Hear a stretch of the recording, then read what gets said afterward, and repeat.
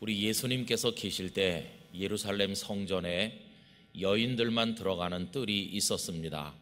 그리고 그 뜰 곳곳에 예물을 바치는 연복궤, 헌금함이 설치되어 있었습니다.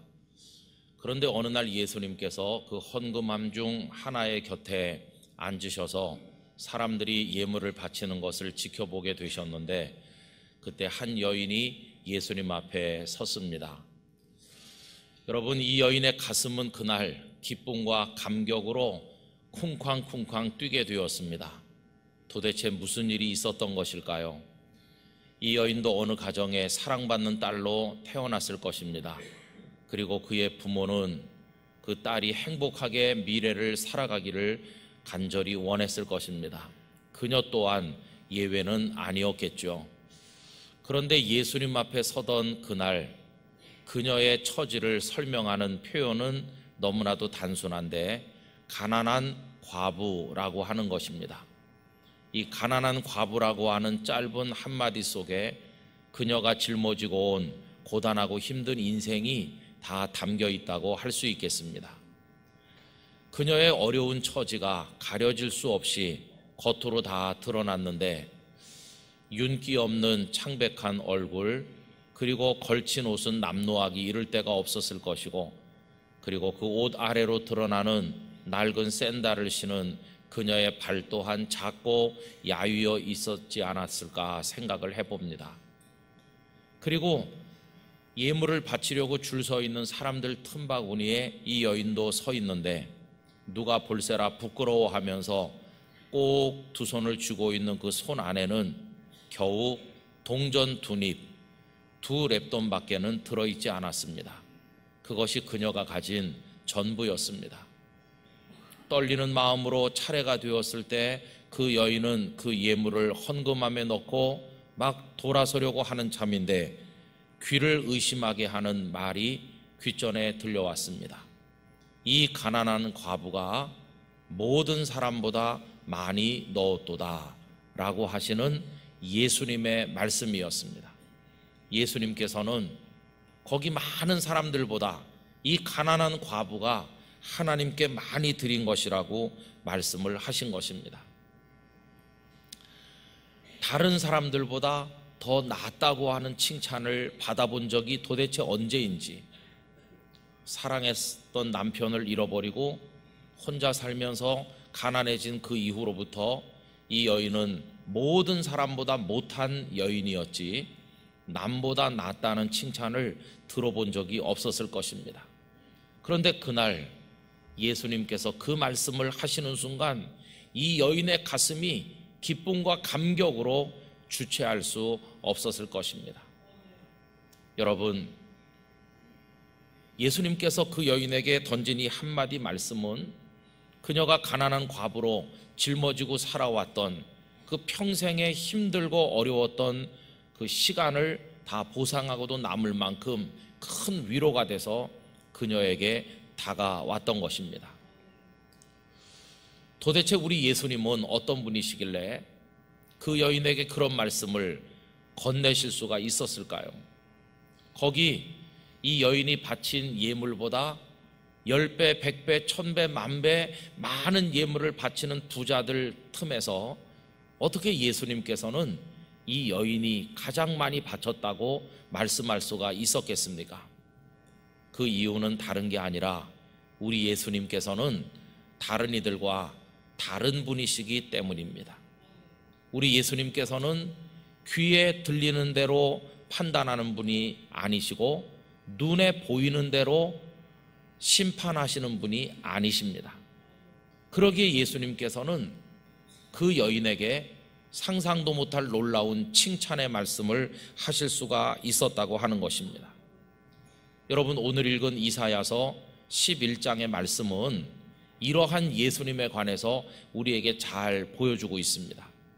오늘 읽은 이 말씀은 구약 성경 전체를 통틀어서 아주 대표적인 메시아 예언이 담겨 있는 말씀입니다. 오늘 1절 말씀에 보면 이새에서 한 싹이 난다고 말씀하고 있습니다. 여러분, 이새가 누굽니까? 너무나도 잘 아시는 것처럼 이스라엘의 왕들 중에 왕이라고 할 만한 다윗 왕의 부친이 이새입니다. 그런데 그 이새로부터 한 싹이 나게 될 것이라고 말씀하는 거죠.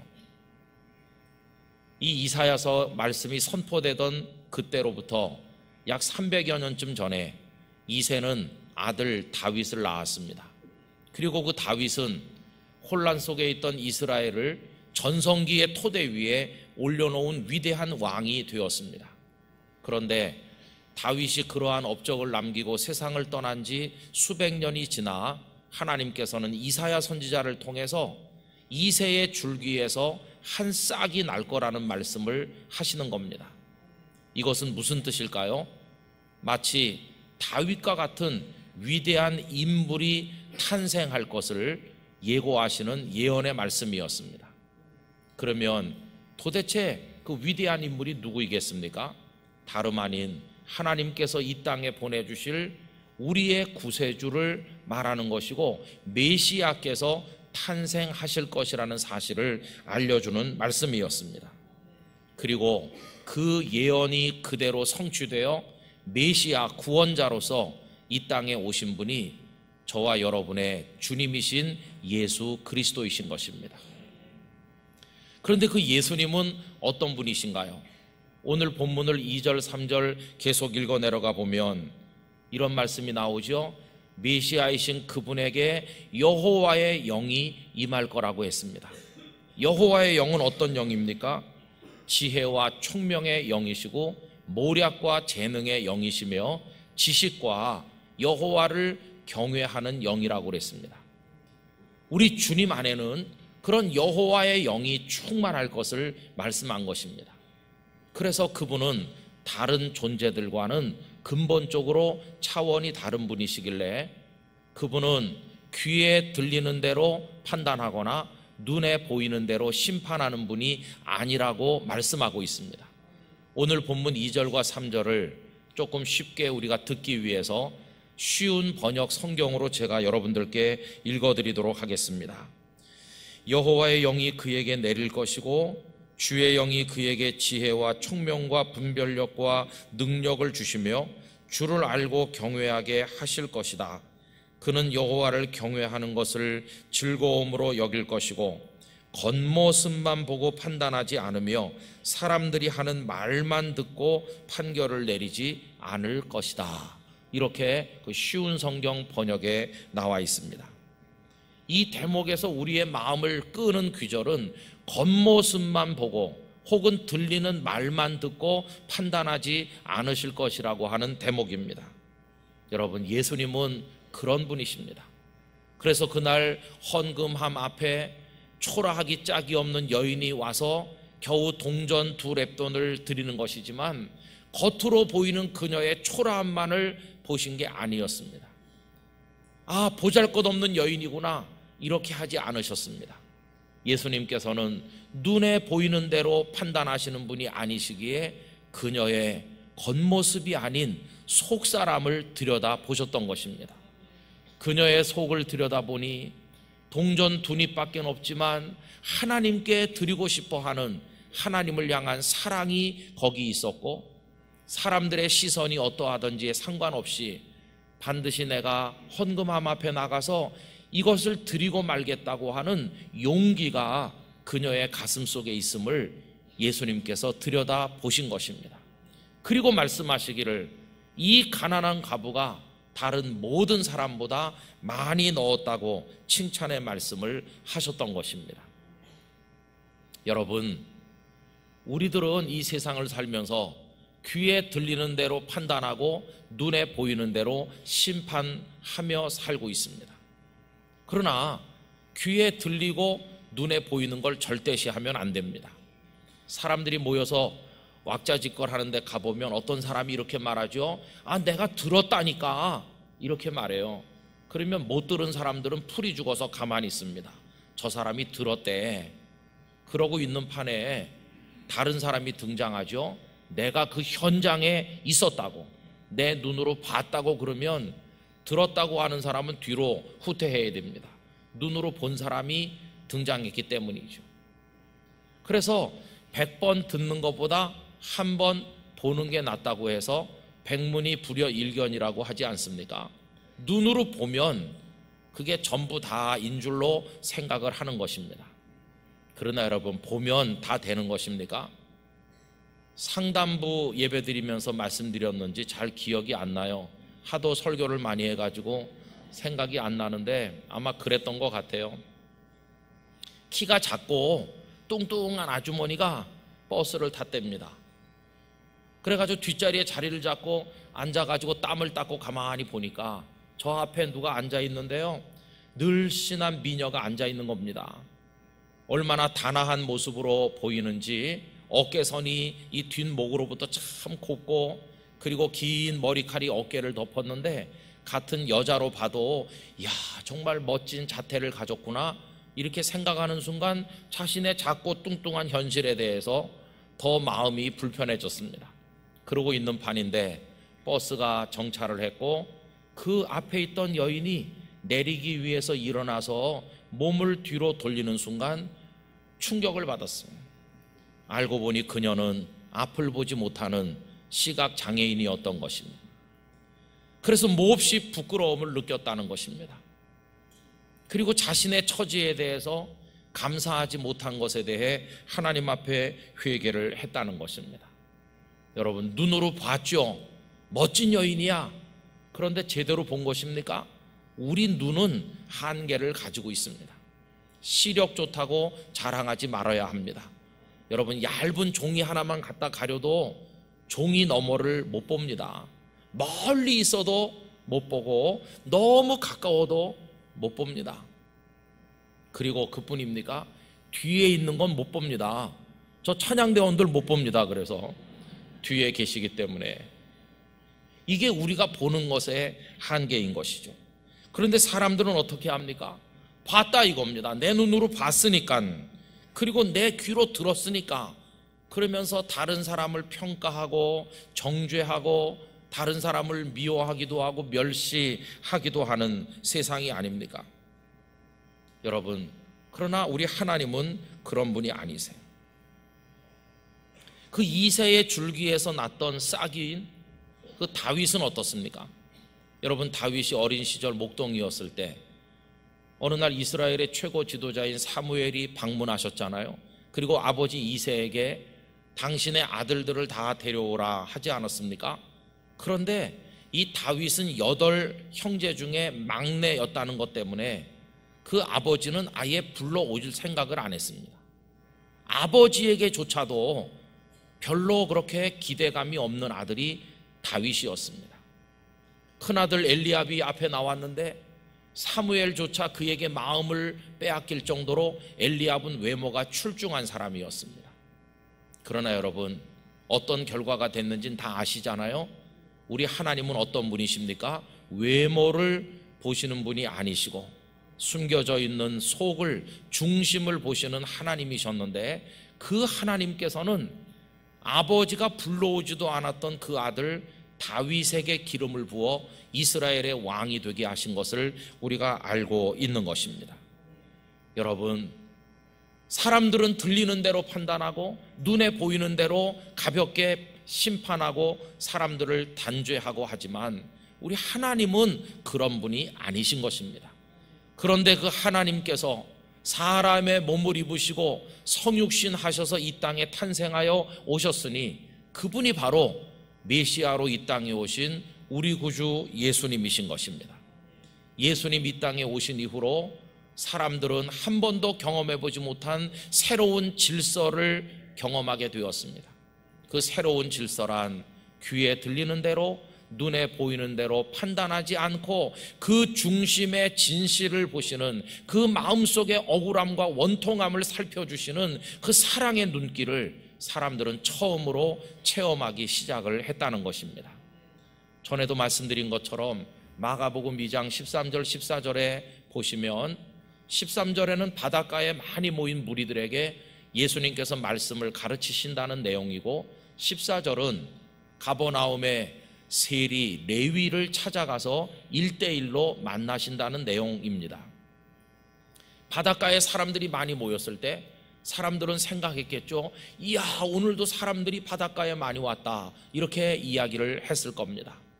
그러나 예수님은 거기 와 있는 눈에 보이는 대로만 보신 게 아니라 말씀을 가르치시는 내내 거기 보이지 않는 레위의 얼굴을 마음의 눈으로 보고 계셨던 것입니다.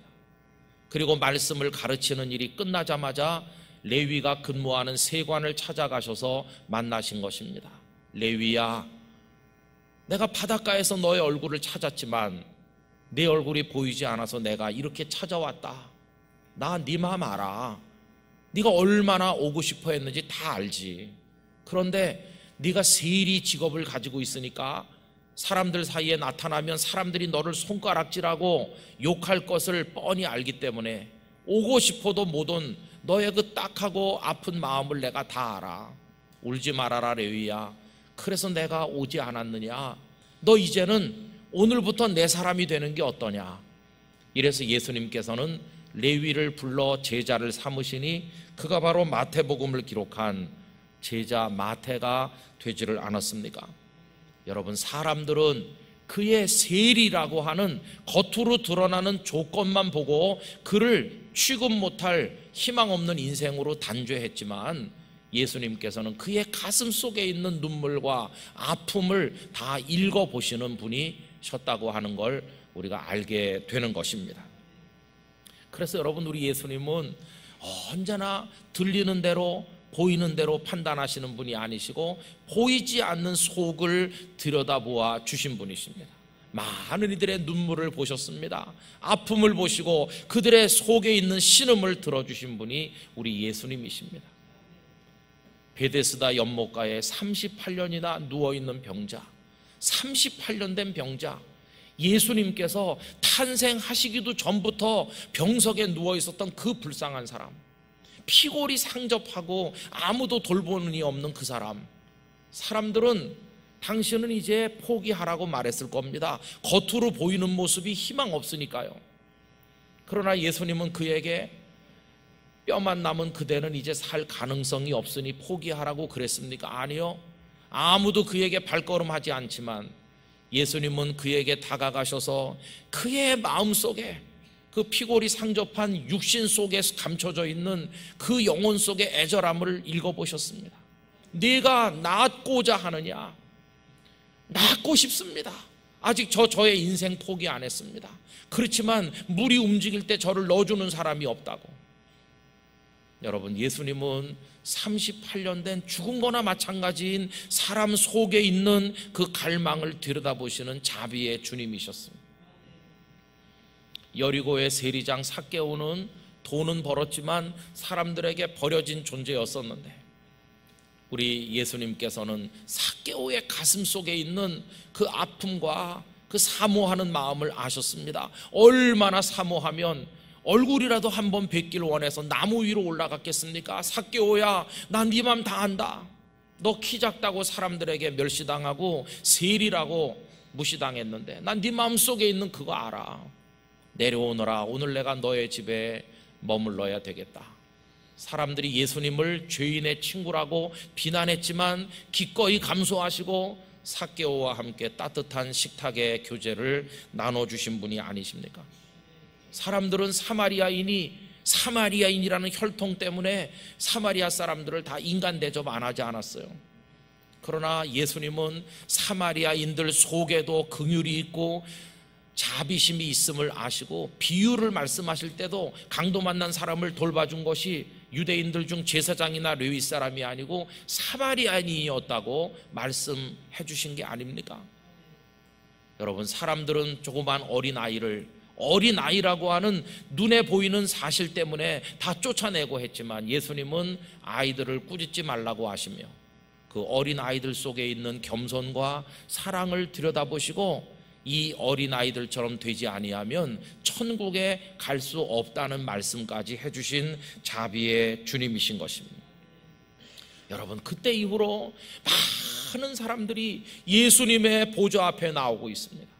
예수님 앞에 와서 세상 사람들이 들리는 대로 보이는 대로 나를 정죄하고 평가하는 바람에 내 가슴 속에 쌓인 억울함과 눈물과 이 사연 누구한테 내놓을 수 있을까? 이렇게 불쌍했던 사람들이 다 주님의 제단 앞에 나와 그걸 다 쏟아놓고 주님은 눈물을 닦아주시고 상처를 싸매주시고 나는 너의 마음을 안다 위로해 주시는 일이 오늘까지 이어지고 있는 것입니다.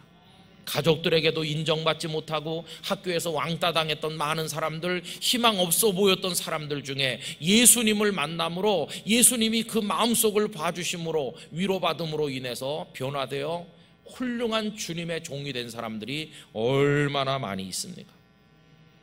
그러므로 우리 영락교회 성도 여러분, 예수님 앞으로 나오시기를 바랍니다. 주님께 나오셔서 여러분들의 마음속에 원통함과 억울함과 눈물과 사연, 사람들은 들어주지도 봐주지도 않는, 겉으로만 보고 나를 멸시하고 정죄해서 쌓인 내 마음의 모든 아픔들, 이거 우리 속에 있는 거 예수님 앞에 쏟아 놓으시기를 바라는 것입니다. 주님은 우리를 무시하지 않으시고 우리에게 은혜를 베풀어 주실 것입니다. 너 예수께 조용히 나아가 내 마음을 쏟아놓으라, 이렇게 찬송하시잖아요. 다 쏟아놓으시기 바랍니다. 사람 앞에서 울지 마시고 우리 주님 앞에서 우시기 바랍니다. 늘 은밀히 보시는 주님, 큰 은혜를 베풀어 주실 줄로 믿습니다. 주님은 그 일을 하시기 위해서 세상에 오신 것입니다. 우리 주님은 거들먹거리고 듣는 대로 보는 대로 사람들을 가볍게 평가하고 내 곁에서 물러가라 이렇게 말하고 그런 사람들 박수 쳐주러 오신 분이 아니시고, 그런 비정한 인간의 역사 속에 상처받고 변두리로 밀려나고 쫓겨난 불쌍한 영혼들의 그 속을 들여다보시고 위로해 주시기 위해서, 오늘 본문 후반부에 보면 공의로 가난한 자들을 돌보신다고 그랬잖아요. 뒤죽박죽된 세상을 그 마음속 진실에 따라, 공의에 따라 새롭게 하기 위해서 이 땅에 오신 분이 우리 구주 예수님이신 것입니다. 예수님께서 우리들의 눈에 눈물 닦아주시면서 힘들어하지 말아라, 억울해하지 말아라, 나 네 편이야, 이렇게 말씀해 주시는 위로의 음성을 듣고 모두 다 일어서는 기쁨을 경험하게 되시기를 축원드립니다.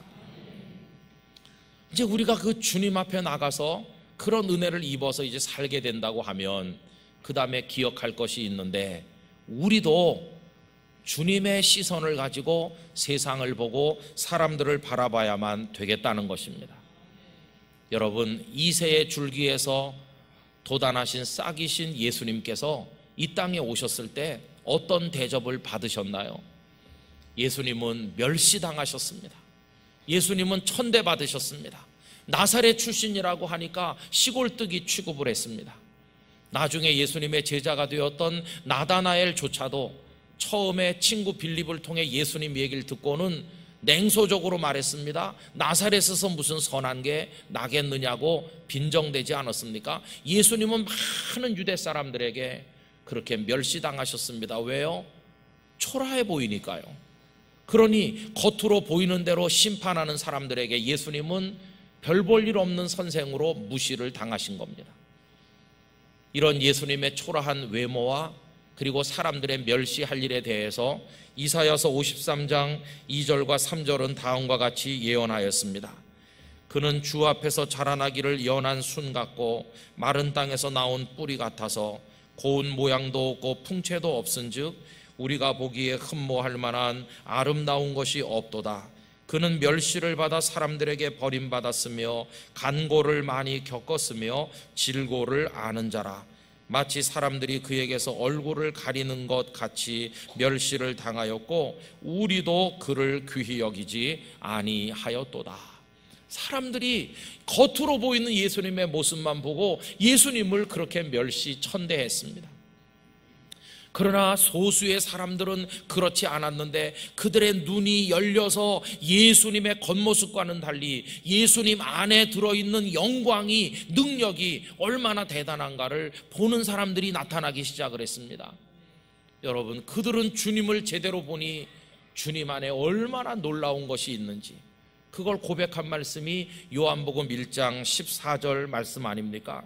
말씀이 육신이 되어 우리 가운데 거하심에, 하나님이 사람의 몸을 입고 우리 가운데 와서 거하시는데 우리가 그의 영광을 보니, 그분의 영광을 들여다보니까 그 안에 있는 게 뭡니까? 아버지의 독생자의 영광이요 은혜와 진리가 충만하더라. 할렐루야.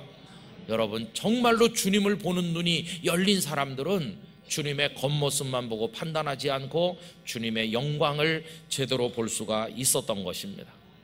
이 눈길이 우리 영락교회 성도님들에게도 열리시기를 축원합니다.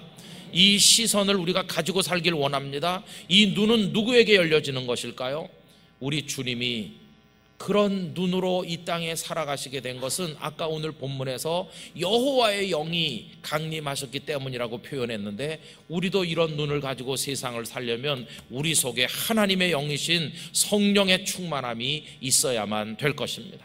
성령께서 우리의 좁은 생각을 넓히시고 왜곡된 판단을 다 고쳐서 우리도 주님의 시선으로 세상을 보게 되면 우리들도 보이는 대로 들리는 대로 판단하는 어리석음을 범하지 않게 될 줄로 믿습니다.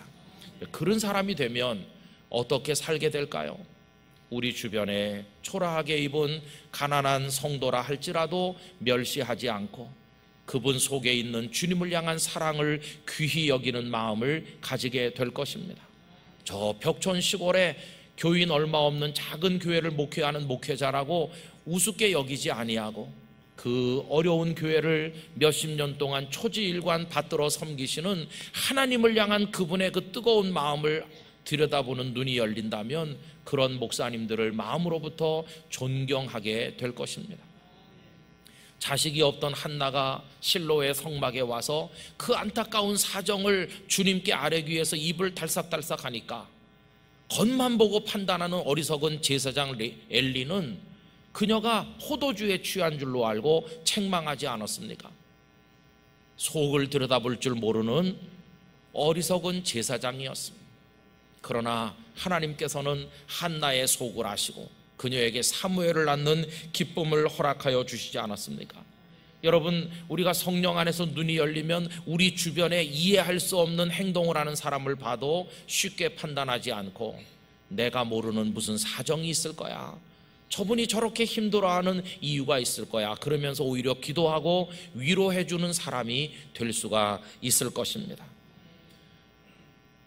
가정 환경이나 학벌이나 여러 가지 면에 있어서 가진 재물이나 나보다 연약하고 못해 보이는 사람, 겉으로 훑어보고 가볍게 무시해왔던 사람들도 이런 주님이 주시는 눈을 가지게 되면 그분 속에 얼마나 순수함이, 그리고 우리가 가진 것보다 더 뜨거운 믿음의 보화가 있는가를 알게 되는 순간 그분을 존경하며 받들게 될 것이고, 다른 사람을 나보다 더 낮게 여기는 겸손을 배워갈 수 있게 될 것입니다.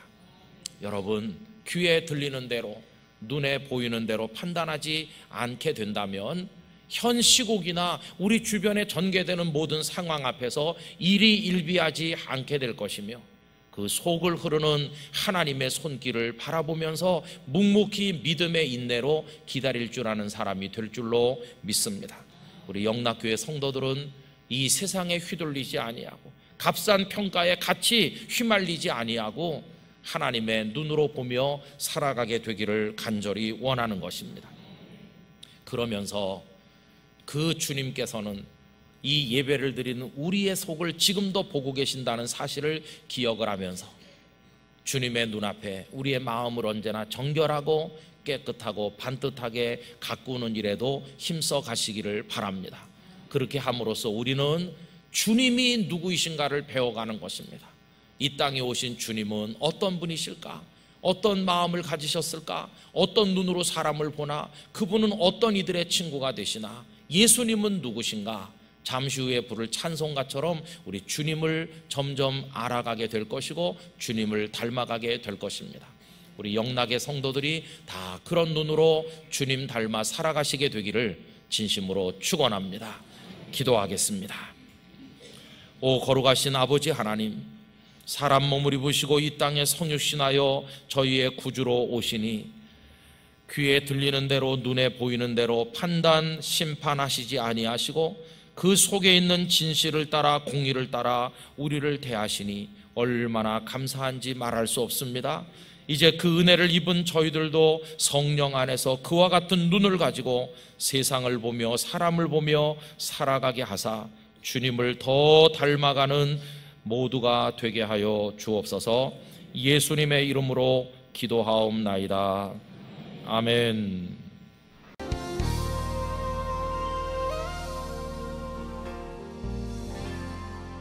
건강에 대한 관심들이 많이 높아지면서 사람들이 운동을 많이 하는 가운데 우리 국민들이 굉장히 많이 하는 게 등산이라고 합니다. 우리 영락 가족들께서도 등산 많이 하시죠. 그런데 등산은 두 가지로 이루어져 있습니다. 하나는 올라가는 것이고 하나는 내려오는 것입니다. 그러면 올라가는 것과 내려오는 것 중에서 어떤 게 힘이 들까요?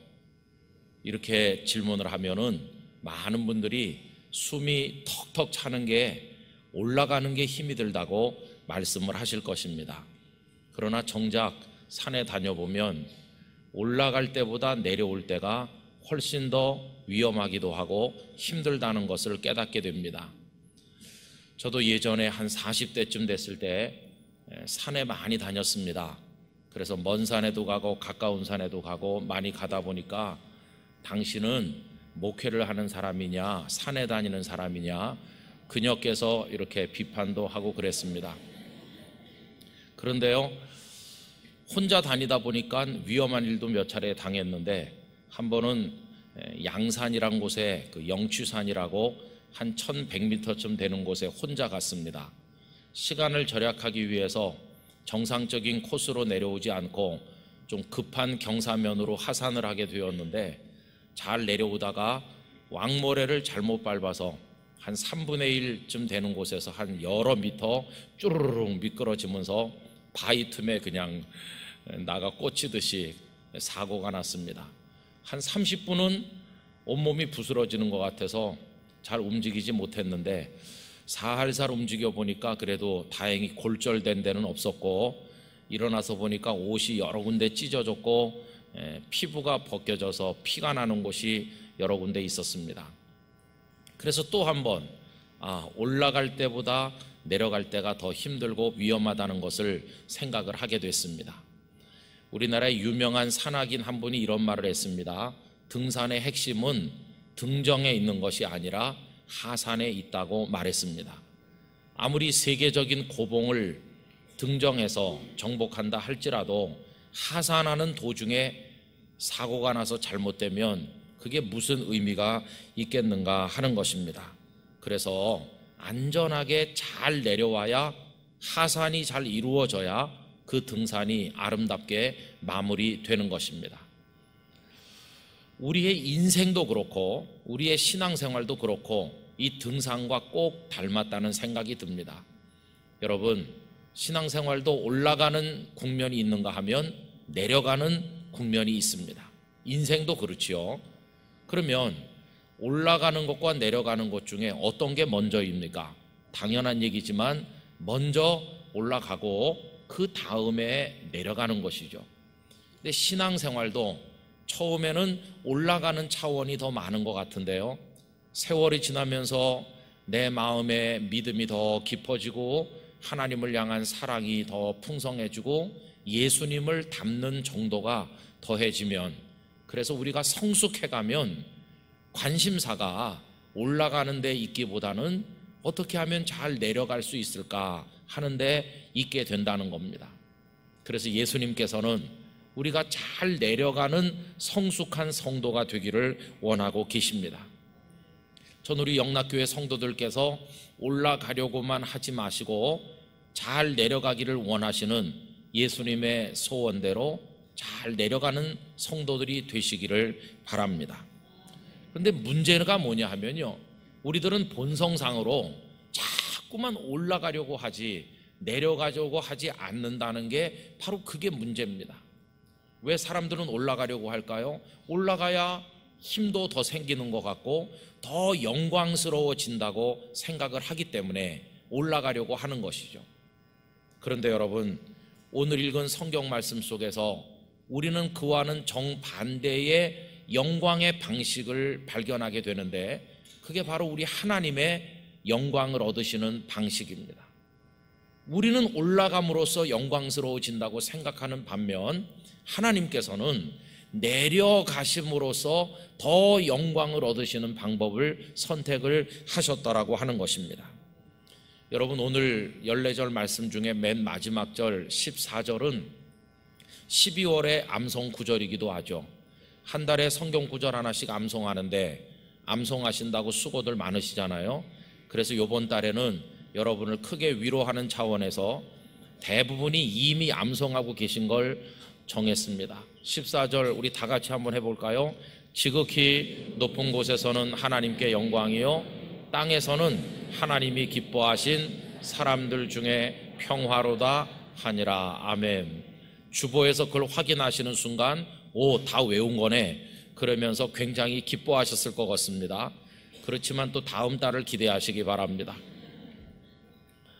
그런데요, 이 말씀은 너무 익숙하게 우리가 성탄 계절이 올 때마다 여러 차례 접하기 때문에 너무 익숙하니까 그냥 쉽게 지나가는 경향이 있습니다. 그러나 조금만 멈춰서서 이 말씀을 깊이 묵상해 보면 이 속에 우리가 크게 당황할 수밖에 없는 하나님의 마음이 드러나는 것을 볼 수 있습니다. 여러분, 이 말씀은 예수님께서 이 땅에 탄생하심으로써 지극히 높은 하늘에서, 그리고 이 낮은 땅에서 어떤 일이 그 결과로서 왔는가 하는 것을 보여주는 말씀이죠. 그럼 우리가 먼저 땅에서 이루어진 일부터 생각을 해봅시다. 땅에서는 어떤 일이 이루어졌다고 말씀합니까? 땅에서는 하나님이 사랑하신 사람들 중에 무엇이 임했나요? 평화가 임하게 됩니다. 여러분, 이 세상은 정말 평화가 없는 세상이죠. 어떤 전쟁학자는 인류 역사상 지금까지 전쟁이 완벽하게 멈췄던 시간은 단 4년에 불과하다는 이야기를 한 걸 읽어보았습니다. 그런데 이것도 그분의 생각이죠. 그분이 인류의 모든 역사를 다 알고 있는 건 아닐 테니까 아마도 전쟁이 없었던 기간은 단 하루도 없었을 것입니다. 국지전이든 전면전이든 무슨 테러든 어디선가는 전쟁이 있고 갈등이 있는 것이죠.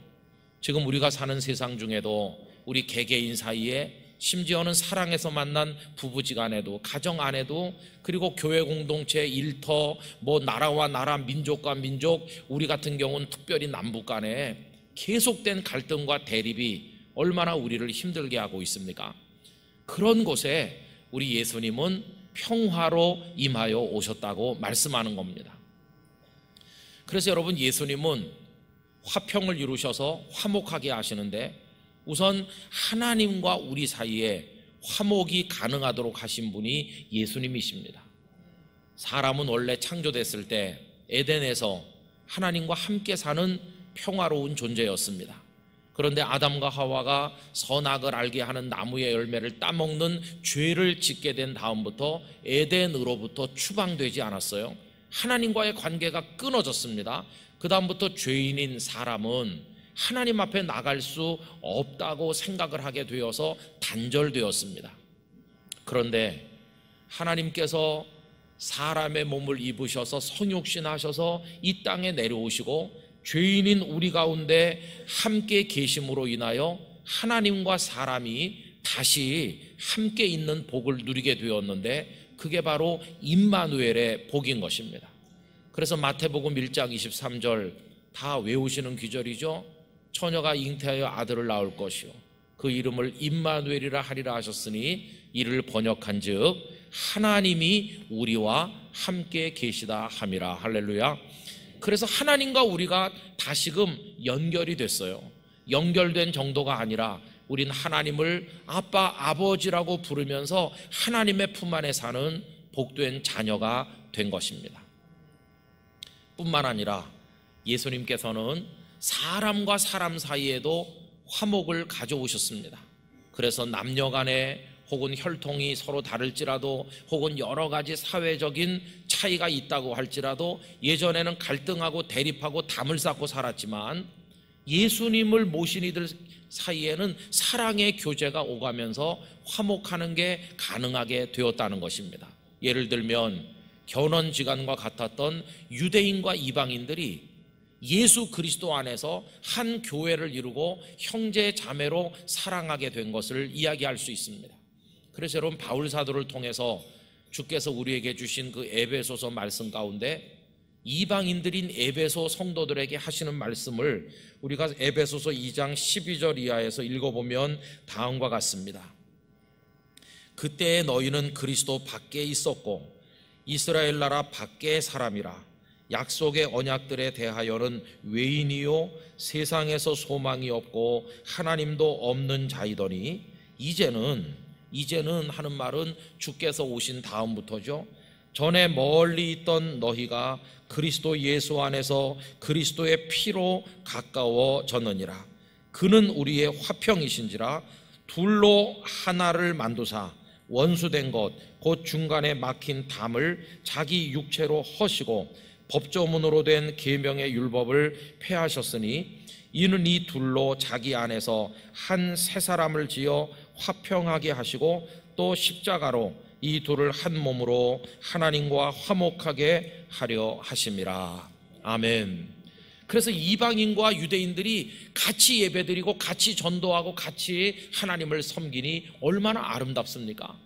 뿐만 아니라 신약 성경 읽어보면 주인과 노예가 한 예배당 안에서 함께 예배드리니 우리 주님을 영접하면 모두가 화목하게 되는 것입니다.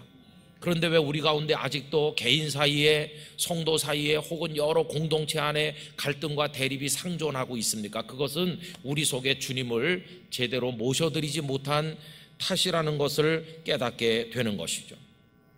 그래서 땅에서는 하나님이 기뻐하신 사람들 중에 평화로, 우리 예수님은 평화의 왕으로 이 땅에 오셨습니다.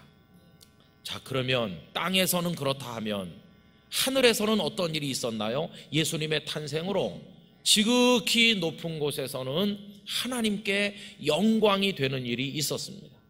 그런데 바로 이 대목이 아까 말씀드린 대로 우리를 당혹스럽게 만드는 대목이라고 하는 것입니다. 여러분, 지극히 높은 곳에서는 하나님께 영광이 되었다. 여기서 우리는 하나님께서 어떻게 영광을 얻으시는지 그 영광의 방식이 매우 특이하다는 것을 깨닫게 됩니다. 남자들은 다 군대 가는 게 상식인데요, 그거 다 계급을 하나씩 가지고 계시잖아요. 여러분, 저는 어떤 계급을 가지고 있느냐 하면 우리나라에서 제일 낮은 계급을 가지고 있습니다. 저의 계급은 이병입니다. 이병. 왜 그렇게 됐냐 하면 제가 방위 근무를 해서 그렇습니다. 어떻게 저같이 신체 건장한 남자가 방위를 했느냐 하면 양 부모님이 60세 이상이시고 아들이 하나밖에 없는 외아들이라고 그때 법에 따라서 방위를 하게 됐던 것입니다. 여러분, 방위의 압박과 서름을 아시나요? 밥도 안 줘, 신발도 안 줘, 옷도 안 줘. 그래서 용산요 뒤에 와서 남이 입던 헌옷 사 입고 군화 낡은 거 사서 신고 매일 도시락 싸가지고 다니면서 서름을 견디면서 방위 근무를 했습니다. 방위는 제대라는 말을 쓰지도 않습니다. 소집 해제, 이렇게. 우리는 소집 해제 당했습니다. 계급 이병, 그렇게 끝났습니다. 얼마나 천대를 받는지 몰라요. 근데 거기 뭐 사병들이, 일반 병들이 우리를 무시하고 소리 지르는 건 얼마든지 이해할 수 있습니다. 왜냐하면 방위는 짧게 하고 그분들은 한 3년 하니까 이해할 수 있어. 근데 진짜 견디기 힘든 건 같은 방위들끼리 천대하는 겁니다. 같은 방위들 중에도 끝날 때가 다 된 고참들은 말을 안 하는데 겨우 한 달 먼저 들어온, 그때는 겨우 한 달 먼저 들어온 것들이 이렇게 말해야 화가 좀 풀리는데요, 겨우 한 달 먼저 들어온 사람들이 한 달 늦게 들어온 사람들한테 막 소리 지르는 거예요. 아휴, 그것도 무슨 권력이라고. 그래서 여러분, 세상이 그렇구나. 한 달 먼저 들어온 게 굉장한 거고요. 여러분, 세상 살아보면 뭐 조금 더 배웠고 가졌고 뭐 이런 것 때문에 우쭐대는 사람들이 있어서 아마 우리 영락교회 성도님들도 그 살면서 그런 이들로 인해서 눈물이 흐를 정도로 고통받고 서름 느끼고 억울하고 아마 그런 아픔들을 다 한두 번씩은 지금까지 사시는 동안에 겪으셨을 거예요. 세상이 그렇다 보니까 사람들은 길을 쓰고 올라가려고 하는 겁니다. 올라가야 힘이 생기고 남이 나를 어쩔 수 없고 영광스럽다. 이게 이제 사람들의 살아가는 일반적인 방식 아니겠어요? 자, 그런데 보세요. 하나님은 그러시지 않더라는 거예요. 우리는 올라감으로 영광을 얻으려고 하는데 우리 하나님께서는 내려가심으로써 영광을 받으시더라는 것이, 그게 하나님과 우리의 전혀 다른 방식임을 깨닫게 되는 것입니다. 우리 흔히 표현하는 대로 주께서는 높고 높은 보좌 위에 계신 분이신데 낮고 낮은 이 땅에 내려오셨습니다. 그것도 마구간에 나시고 말 밥통과 같은 구유에 누워주셨습니다. 그리고 세리와 창기 같은 죄인들 곁에, 병들고 가난한 이들 곁에 계셨습니다. 거기가 그분의 자리인 것처럼 늘 그런 이들 곁에 머무시더니 나중에는 보통 사람도 내려가지 않는 저 밑바닥 십자가에 처형되는 죄수의 신분에까지 내려가셔서 그 부끄러운 십자가를 감당하시지 않으셨습니까? 그런데 그러기 위해서 그분이 이 땅에 오신 게 성탄 사건인데, 오늘 천군 천사들은 노래하기를 그 사건이, 그렇게까지 내려가신 사건이 지극히 높은 곳에서 하나님께 영광이라고 얘기하는 것입니다. 여러분, 이게 어떻게 영광이 될 수가 있나? 여러분, 이런 말씀은 요한복음 13장 31절에도 똑같이 나옵니다. 그가 나간 후에, 그는 배신자 가룟 유다를 말하죠. 그가 나간 후에 예수께서 이르시되 지금 인자가 영광을 받았고 하나님도 인자로 말미암아 영광을 받으셨도다. 여러분, 최후의 만찬을 잡수시던 그 자리에서 유다가 중간에 나갔습니다. 이제 예수님을 팔아 넘길 겁니다. 그러면 이제 조금 있으면 식사가 끝나고 예수님은 겟세마네 동산에 가셔서 유다가 끌고 온 군인들에게 끌려가게 되실 것이고, 가야바 대제사장, 안나스 대제사장, 빌라도 총독, 헤로드 왕, 그리고 다시 빌라도 총독에게로 끌려다니시면서 억울한 재판을 받으시고 사형 언도를 받으시고 로마 군인들에게 말로 다 알 수 없는 수욕과 그 천대를 받으시고 매로 맞으시고, 그리고 끌려 올라가셔서 죄를 다 짊어지고 형벌을 짊어지시고 십자가에서 죽으실 거 아닙니까? 갈갈이 찢기는 고통이 이제 남아있는 거죠. 그런데 예수님은 그 순간에 뭐라고 말씀하십니까? 지금 인자가 영광을 얻었다. 이게 도대체 이해가 되는 표현입니까? 그래서 여러분, 주님의 영광을 얻으시는 방식은 우리가 올라가서 영광을 얻으려고 하는 것하고는 정반대라는 사실을 배우게 되는 것이죠. 내려감으로써 영광스럽게 되는 방식, 이게 하나님의 방식인 것입니다. 여러분, 이렇게 내려오심으로써 어떻게 영광스럽게 되는 것일까요? 우선 내려오심으로써 가장 위대한 일을 하게 되셔서 영광을 얻으십니다. 여러분, 이 세상에서 가장 위대한 일은 뭘까요? 성경이 가르치는 최고의 일은 사랑입니다. 사랑보다 위대한 일은 없습니다.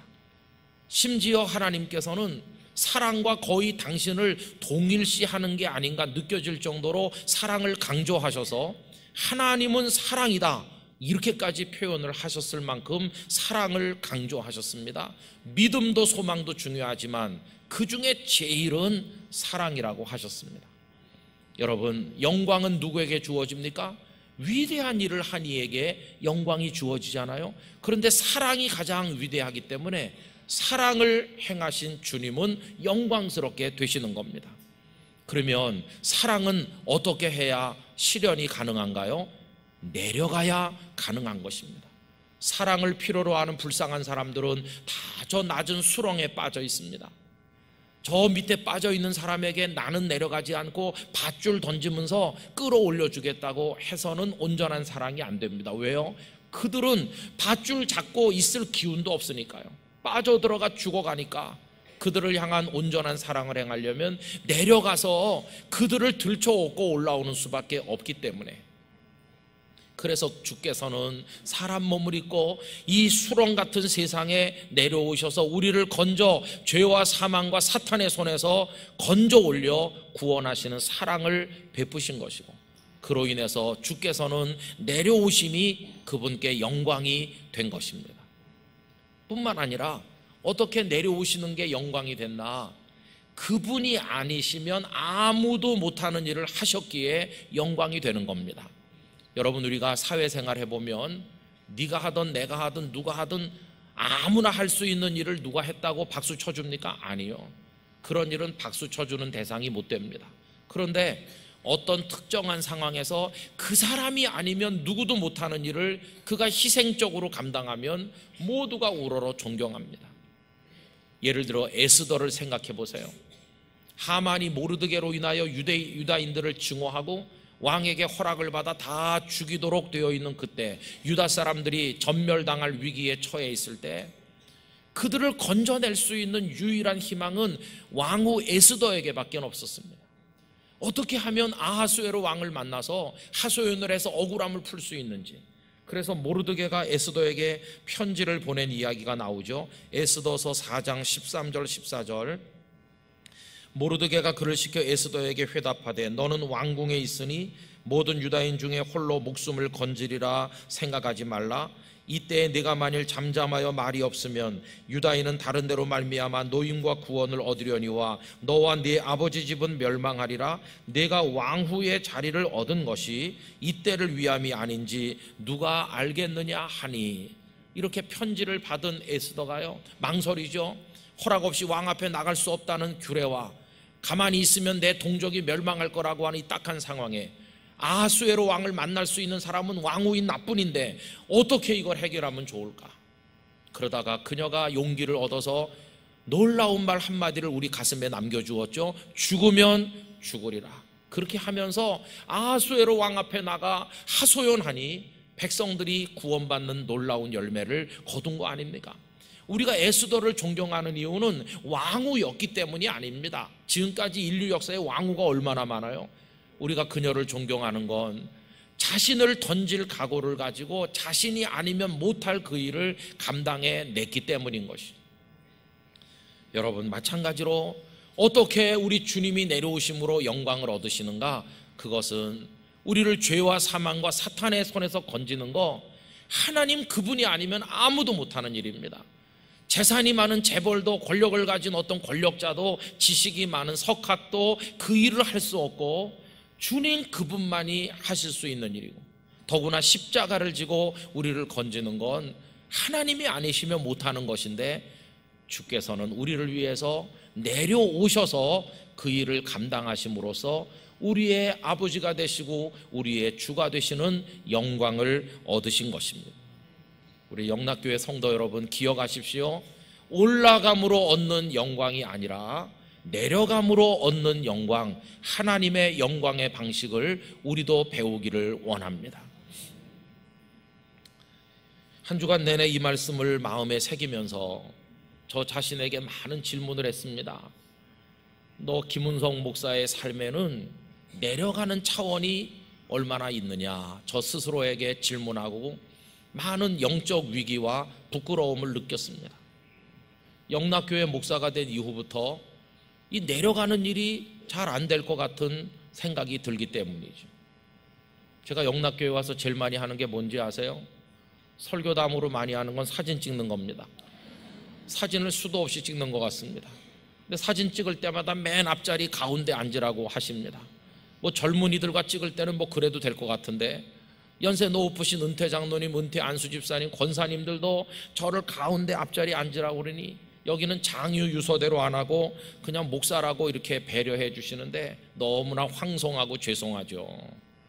그래서 하여튼 가운데 이렇게 앉는데 두려운 게 뭐냐 하면 지금은 황송하게 앉지만 나중엔 당연하게 앉을까 봐, 그게 제 마음의 두려움이죠. 제가요 또 영락교회와 관련된 뭘 많이 하게 됐습니다. 영락학원 이사장, 기독교학교 정상화 추진위원회 이사장, 그 다음에 뭐 한경직 목사 기념사업회 이사장, 좀 있으면 대광학원 이사장도 할 거고요. 뭐 총회 군선교 후원회 회장, 무슨 장장 하면서 이게 제 체중이 생각하면 내려가야 되는데 자꾸 올라가고 있잖아요. 그래서 여러분, 사람은 변질되는 겁니다. 다 내려가는 게 주님의 뜻인 줄 알았던 사람도 나중에는요, 그 영혼이 부패되면 자꾸 올라가려고 그래요. 저는 오늘 간곡하게 여러분들에게 호소합니다. 내려감으로 영광을 얻는 방식을 우리도 배우기를 간절히 원합니다. 그게 진짜 영광인 것입니다. 여러분, 예수님의 내려가심과 예수님의 영광스럽게 되심을 보여주는 빌립보서 2장 5절 이하의 말씀을 현대인의 성경 번역으로 읽어보겠습니다. 여러분은 그리스도 예수님과 같은 마음을 가지십시오. 그분은 원래 하나님의 모습을 지니고 계셨지만 하나님과 동등하게 되려고 생각하지 않으시고 오히려 자기의 모든 특권을 버리시고 종의 모습으로 사람들과 같이 되어 사람의 모양으로 나타나셨으며 자기를 낮추시고 십자가에 달려 죽기까지 순종하셨습니다. 그러므로 하나님은 그분을 최고로 높여 모든 이름 위에 뛰어난 이름을 주셔서 하늘과 땅과 땅 아래에 있는 자들이 모두 예수님의 이름에 무릎을 꿇게 하시고 모든 사람이 예수 그리스도를 주님이라고 고백하여 하나님 아버지께 영광을 돌리게 하셨습니다. 아멘. 길을 쓰고 올라가려고 하고요, 한번 올라가면 길을 쓰고 내려오지 않으려고 하는 이 세상인데, 최근에 한 목사님의 은퇴 이야기는 많은 사람들에게 감동을 주었습니다. 그분은 그저 마지막 당신이 설교할 날까지 설교하고 조용히 시골로 내려가셨습니다. 또 제가 아는 다른 한 목사님은 70 정년이 되셨는데 올 마지막 주일까지 설교하고 그 흔한 송별 예식도 없이 그저 광고로 대신하고 그 교회를 떠날 예정이라고 합니다. 내려가는 법을 터득한 주님의 뒤를 따라가는 아름다운 모습이 아니겠습니까?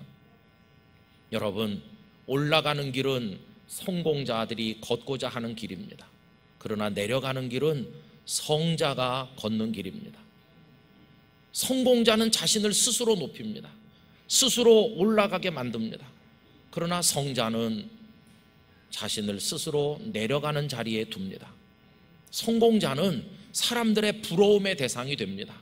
그러나 성자는 부러움의 대상을 넘어 존경과 사랑의 대상이 됩니다. 성공자는 세상에 많습니다. 그러나 성자는 세상에 아주 희귀해서 찾아보기가 어렵습니다. 한경직 목사님을 존경하는 것은 그분이 성공자가 되었기 때문이 아니라 끊임없이 예수님의 뒤를 따라 성자의 길을 걷고자 하는 열망으로 살아가셨기 때문인 줄로 믿습니다. 예수님께서는 우리에게 성공자가 되라고 말씀하는 게 아니라 성자가 되라고 말씀하시고 이 세상에 나가 그 모습으로 세상을 정화시키라고 우리들에게 사명을 주신 것입니다. 그래서 영락 가족 여러분, 우리 모두 그 내려감의 영성을 깊이 배우게 되기를 원합니다. 우리 주님은 그 어리신 주 예수, 누울 자리도 없는 곳에 오신 그분을 생각하면서 이 성탄의 계절에 쳐들었던 우리의 고개를 좀 내리고 우리의 마음을 좀 낮추고 좀 내려가고, 그래서 예수님을 닮아가는 그런 계절로 이 시간들을 맞이하시기를 바랍니다. 그렇게 낮아지고 겸손한 우리 가운데 하나님이 높여주시는 은혜가 하늘나라에서 있어서 여러분들 모두가 영광의 면류관의 주인공이 되시기를 축원합니다. 기도하겠습니다.